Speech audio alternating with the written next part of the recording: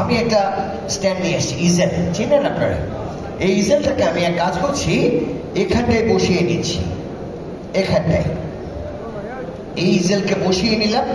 আমার সাথে একটা কাঁচের ফ্রেম নিয়ে এসি, আমি দুপাশটা দেখিয়ে নিচ্ছি কেমন।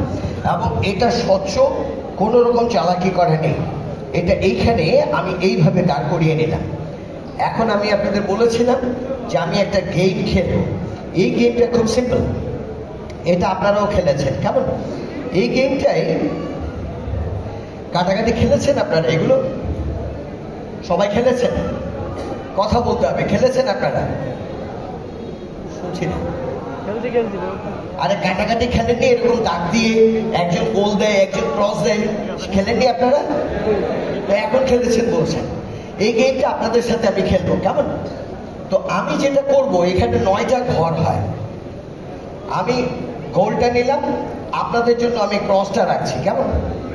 আমি গোলটাকে বসাচ্ছি আমার ইচ্ছে মতো। শুরুতে আমি গোলটা বসিয়ে নিলাম এইখানটায় কেমন, বসিয়ে নিলাম। আমার মনে হয় 1 মিনিট এটা একটু ঘুরিয়ে দিচ্ছি, তাহলে বসতে সুবিধা হবে।